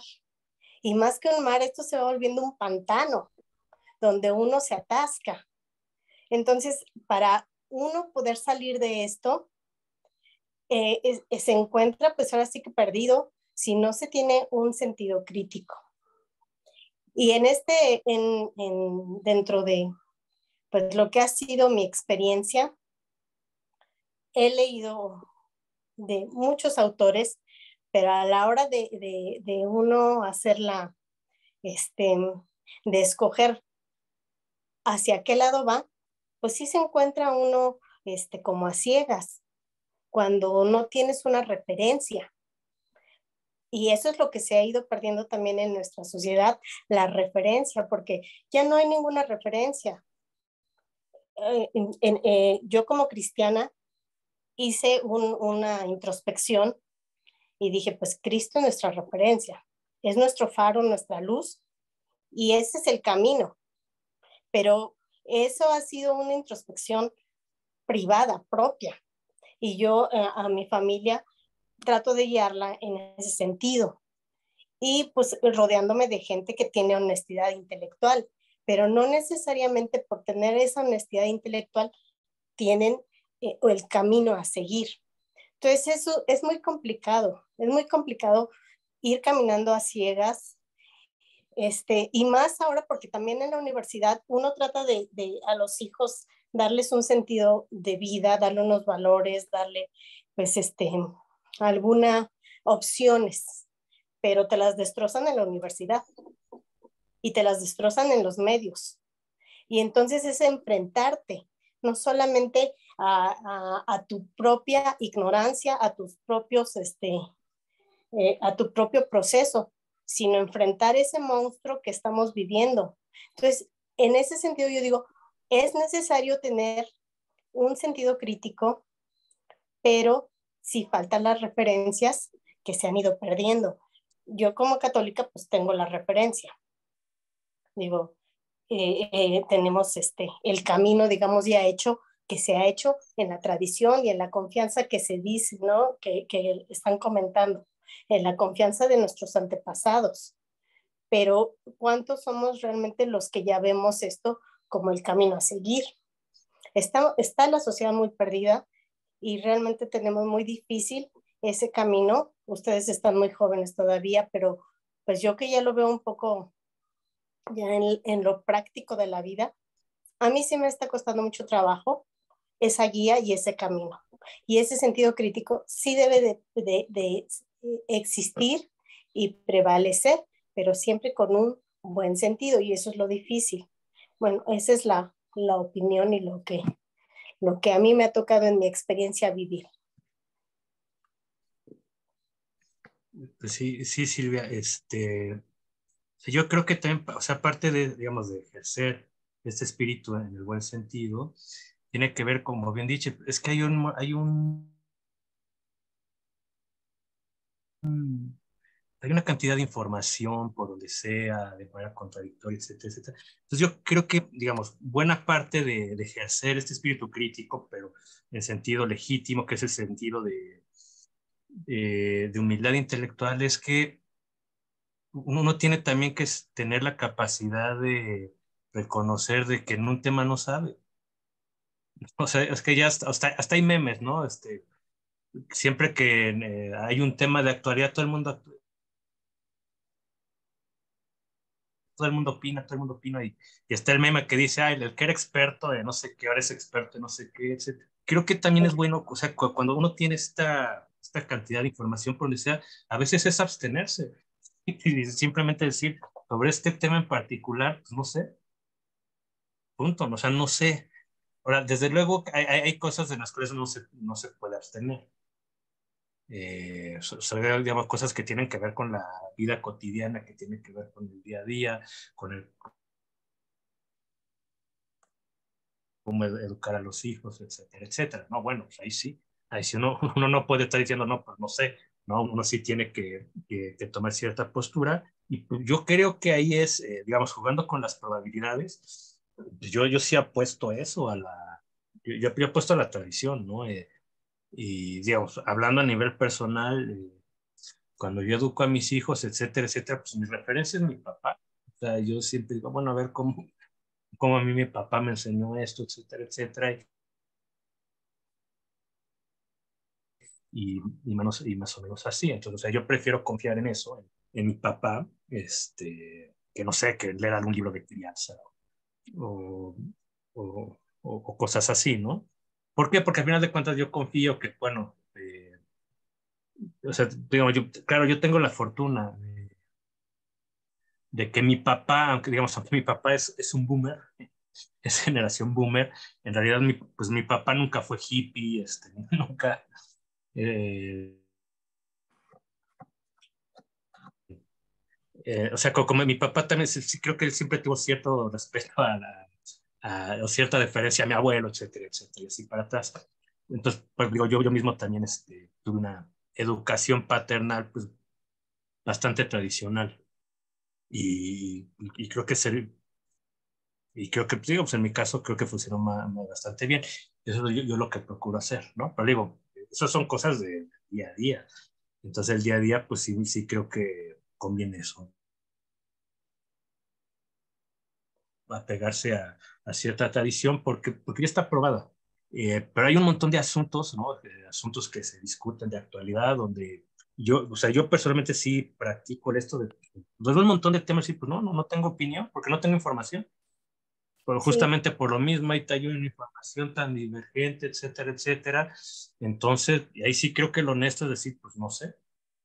O sea, a lo mejor para tener una opinión sobre este tópico en particular, pues uno tendría que hacer una investigación que demanda mucho tiempo y demás, y pues uno no tiene tampoco demasiado tiempo para estar investigando sobre cualquier tema, ¿no? sí, así es. Claro que, pues, digamos, la invitación en general es, bueno, es que uno tiene que confiar en las autoridades competentes, pero sí, ahorita estamos o sea, sí la situación no ayuda a eso, porque es verdad que ahorita mismo las autoridades competentes tampoco asumen claramente su papel de autoridad, etcétera, etcétera. O sea, eso es verdad, Sí, pues esa es la apuesta ¿no? que uno Pero, hace pero bueno, también digamos, en sobre este la marco. tradición. Ay, perdón, Silvia, no te escuché. No, es que se me corta, fíjate, se me corta mucho Sí, y termina.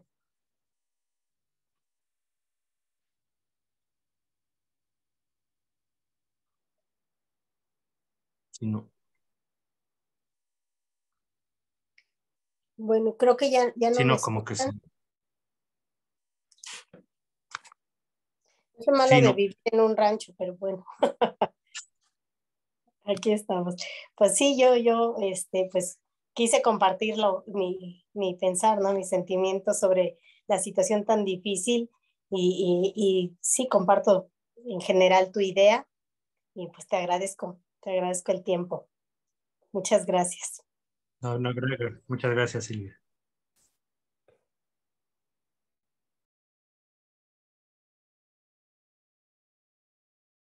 Adelante, Ricardo. Gracias. Probablemente ya después de este comentario me voy a tener que ir, pero bueno, hola Silvia, me da gusto saludarte, tiempo sin saber de ti. Y, eh, y Pardo, pues ve cómo saliste y todavía confías en la educación de tu papá, qué bárbaro. No, no es cierto. Este, eh, eh, bueno, iba a comentar respecto a la historia, bueno, lo que estaban hablando, ¿no? De la historia, las ciencias, etcétera. A mí siempre me ha servido la distinción que creo que es de Winkelmann, pero no estoy seguro, ya no me acuerdo, entre ciencias ideográficas y nomotéticas. Y la historia sería el ejemplo más perfecto de una ciencia ideográfica, ¿no? Que puede tener altos niveles de exactitud y, por supuesto, que ciencia en el sentido de que establece hechos. Cuando se pone a hacer teorías sobre los hechos, ya, quién sabe, ¿no? ¿Por qué pasa esto? No, bueno, no sé, pero si te dice tal cosa pasó y está bien establecida con método científico, eso es ciencia. Igual la ciencia jurídica o forense, que también sería ideográfica, y las nomotéticas, pues son las que establecen patrones, ¿no? Tal cosa pasa con cierta frecuencia, y todas, las ciencias naturales y las sociales, y todas, en ese sentido, cuando establecen patrones, están basadas en estadística. Y obviamente el nivel de exactitud es mucho más alto en las ciencias naturales, porque su objeto de estudio es más predecible y más, ¿no? Más regular. Las ciencias sociales a veces también pueden encontrar cierta regularidad, pueden encontrar un patrón, ¿no? Es que ocurre con cierta frecuencia tal cosa, pero a la hora de hacer predicciones, pues van a ser mucho menos exactas que las... No sé si llegar al grado de decirles pseudociencias, por eso es un poco fuerte, pero sí van a fallar mucho más en sus predicciones, ¿no? Lo vemos en la economía, y etcétera, ¿no? Pero las ciencias naturales también fallan muchas veces en sus predicciones, o sea, no es excepto las ciencias exactas, ¿no? Pues no son exactas las ciencias nomotéticas. Están basadas nada más en la estadística. Y ya nada más otra cosa, coincide totalmente en lo de la confianza, y la confianza también es fe, finalmente, ¿no? Fe, pues, es fiducia, ¿no? Confianza. Y no hay otra opción más que vivir con confianza y con escepticismo, las dos al mismo tiempo, y todo depende de en qué y en quién pones esa confianza y ese escepticismo. Si usamos la palabra fe, que tanto espanta a tanta gente, una fe falsa, una confianza en lo que no debes ponerle confianza, pues es por definición el tener otros dioses que no sean el Dios verdadero, ¿no? Entonces, el pecado de idolatría, cualquier confianza equivocada o cualquier escepticismo equivocado, que son lo mismo, son las dos caras de la moneda, pues implica que estás confiando en quien no debes, empezando por ti mismo, es una autoidolatría, ¿no? Porque tú te consideras que tienes la capacidad y además la gente que más considera eso es normalmente la que menos la tiene. La capacidad de tú decidir qué es la verdad y a quién seguir y a quién no, y me habla bonito y me está diciendo la verdad, y pues justamente eso es lo que hace un charlatán carismático que habla bonito, y entonces te convence por los sentimientos. Y ya, pues nada más quería comentar eso, ¿no? Que la esencia del pecado de la idolatría, que es el mayor de todos y el primero, es esa, ¿no? Tener la moneda al revés, digamos, ¿no? El escepticismo donde no debe ser y la confianza donde no debe ser. Y pues ya, bueno, estoy 5 minutos más y de una vez pues ya les digo adiós. Escucho un cachito y me voy. Gracias. Muy bien.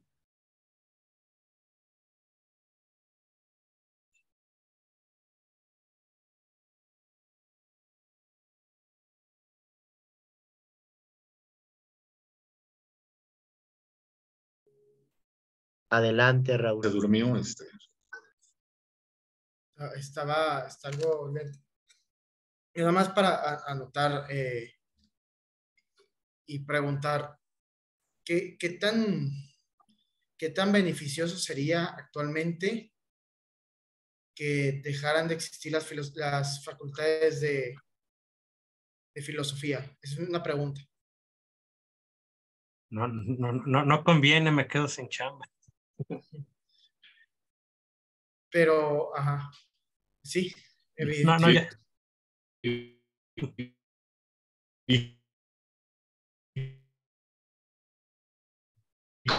Digo, conciso. No, a ver, o sea, fuera de broma, o sea, yo sí creo, a ver, no es que tengan que desaparecer, sí creo que se tendría que reorientar el perfil, ¿no? Sí,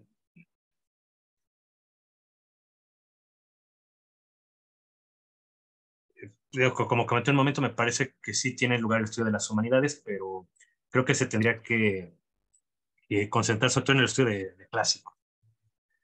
Y bueno, y en el caso de la filosofía en particular, bueno, pero eso ya es causa perdida mía. Tendría que ser casi, yo creo que la carrera de filosofía tendría que ser fundamentalmente una carrera de lógica.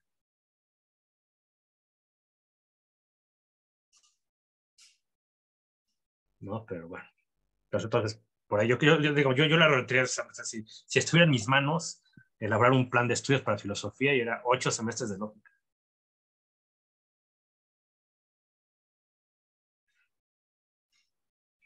Y ya, y lo demás, pues, pues, y claro, y sí, y especial atención a pensadores clásicos, Platón, Aristóteles.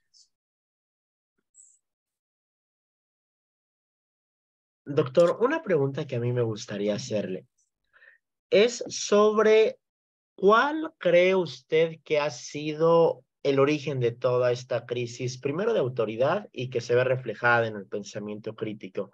Mencionaba la escuela de Frankfurt, podríamos pensar que sería Francia y en general la Europa continental, pero ahora, especialmente la cultura estadounidense, ha empujado mucho esta agenda en este país que, bueno, históricamente su inteligencia pues no ha sido muy brillante y sí ha sido muy vasallo. Entonces, ¿cuál cree usted que sea la causa principal de que la situación sea la que es actualmente? Híjole, pues, mira, yo creo que no, sería un error identificar una sola causa. Yo creo que hay un montón de factores, pero un montón, y además está hecho el hecho de que, digamos, los fenómenos sociales ocurren de maneras, pues, impredecibles, ¿no? Entonces, o sea, yo no me animaría a decir, la causa es esto. No, hay infinidad de causas y creo que es imposible identificar todas. O sea, se pueden señalar algunas, ¿no? Y además hay distintos ámbitos, porque, digamos, una cosa es lo que ocurre a nivel, pues, académico, y ahí puedes señalar, bueno, en la escuela de Frankfurt y más o menos empezar a trazar una genealogía. O sea, muchos de esos autores, como Marcuse, pues llegan a Estados Unidos exiliados, que ahí empiezan a hacer sus cosas, pero, pero hay otros factores, o sea, hay otros factores que no tienen que ver con lo que ocurre en la academia. O sea, al final de cuentas, también dentro de la sociedad empiezan a ocurrir un montón de cosas, pero que son completamente inmanejables. Entonces, o sea, francamente, yo no me animaría hacer un diagnóstico. O sea, creo que los diagnósticos que se hacen en este sentido suelen ser siempre unilaterales. O sea, conozco varios. O sea, quizá alguien puede decir, es Descartes, ¿no? La duda metódica, ¿no? Ay, no, o sea, que creo que sería, pues, abusivo y sería algo así como concederle a casi pensar que Descartes o quien sea es una especie de semidios, ¿no? Capaz de, por escribir un librito, reconfigurar. Porque, Bueno, perdón, ya me había despedido y ahí voy otra vez de mi tiche, pero no sé si esto es muy hegeliano, pero también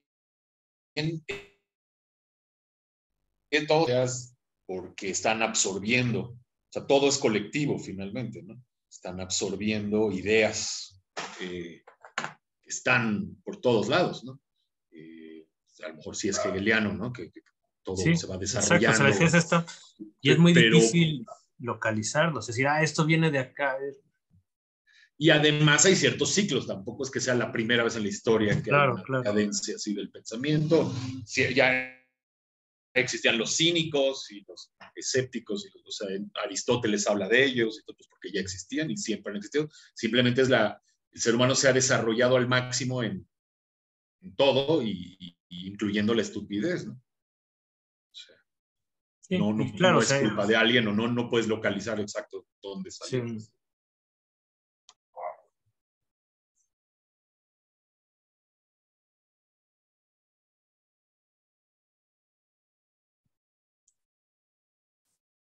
Muchas gracias, doctor. Si ya no hay más preguntas de los presentes, vamos a pasar a cerrar esta plática que usted nos ha honrado en esta tarde. Pues muchas gracias. Bueno, primero por la invitación a Raúl, y bueno, y a todos los que estuvieron presentes, muchas gracias. Muchas gracias a usted, doctor. Que tenga una muy buena noche y un bendecido fin de semana. También para todos Gracias, los presentes. igualmente. Gracias, hasta luego. Y luego pasa